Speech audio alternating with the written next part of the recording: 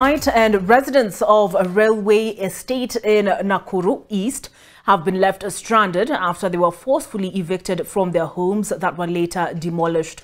The residents say they were not served with any eviction notice from either the police or the landlord, who is the Kenya Railways Corporation. With more is Ruth Saramwe. 35 residents of railway estate in Menengai, Nakuru East were woken up at 4 a.m. by goons who allegedly vandalized their homes while ordering them to vacate. 2 hours later, a bulldozer arrived in the area and started bringing down the houses that sit on a quarter of an acre each. Sisi ni Ramadan, wakati ya usiku anaenda mosque. Akifika saa 8 tunaingia mosque ndio tuombe Mungu. Akaenda hao wale analeta group na sisi sijui.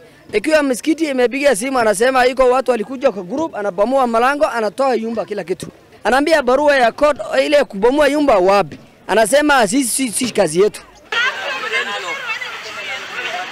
Steve Biko, the lawyer of the affected tenants on the property owned by the Kenya Railways Corporation, says the demolitions were done illegally. As we speak, the 661A is coming up in July for hearing. While it's coming up today, we've been ambushed. I was called at 5 a.m. This place has been invaded by goons. They never had any court order seeking their eviction.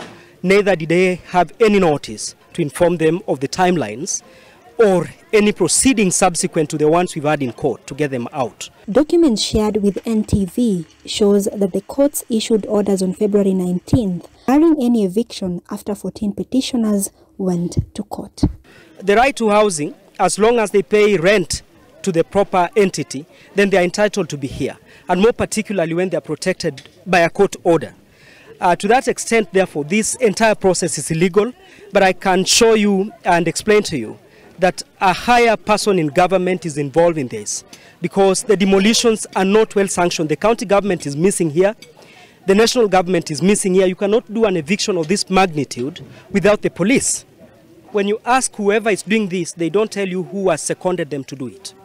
When you ask those who are in charge over here, no one is answering.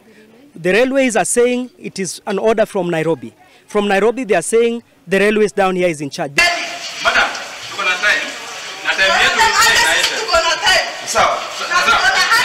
The ordeal saw children missing school after their families were rendered homeless. Phone calls and messages to the Kenya Railways Corporation officials for a comment on the incident went unanswered, same to police who arrived at the scene hours into the demolition process. Ruth Saramwe, NTV, Nakuru. We take a break, but when we come back,